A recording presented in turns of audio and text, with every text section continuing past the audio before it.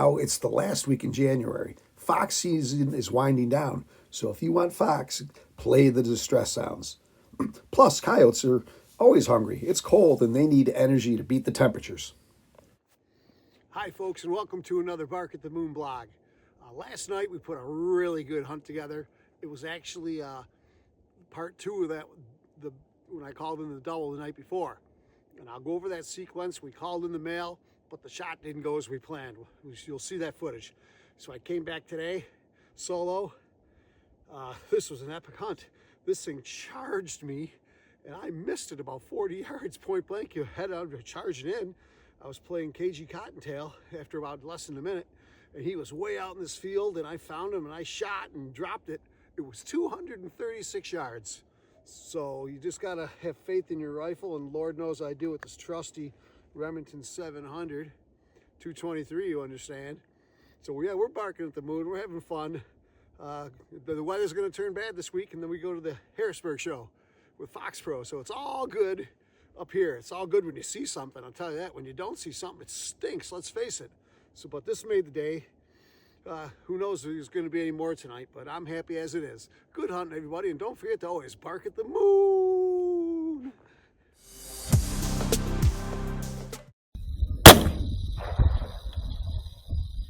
All right, folks, I'm just going to show you here why it's important when the field isn't that huge. Like that's about 100 yards across there. There's the fox. You got to scan quickly because I never saw this fox come into the field. Okay, never saw it, and all of a sudden he was standing right at the call, and I had the presence of mind to put the record on and nail him like a beast, I might add.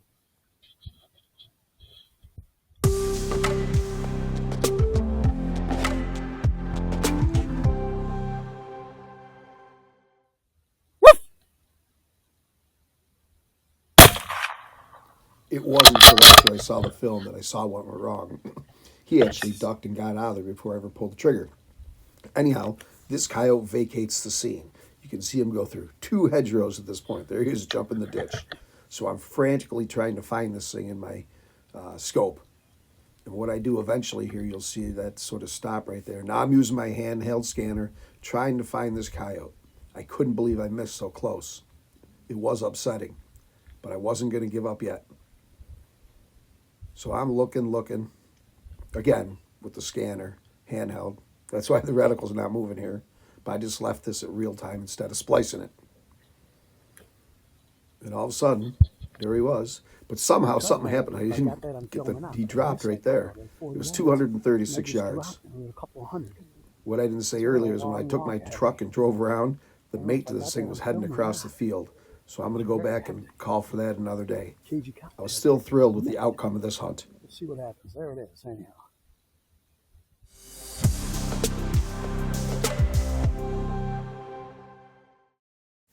Here's the hunt from 2 nights ago. It actually took place where I shot the 2 red fox and the 1 coyote 2 nights prior. So here it comes, and I'm using female howls and all sorts of stuff. He's up on the hill. I put on cornered hottie, and they can't take that. He came right down the hill, corner hottie. My partner's on the left side of me, and he's going to shoot. I'm just videotaping.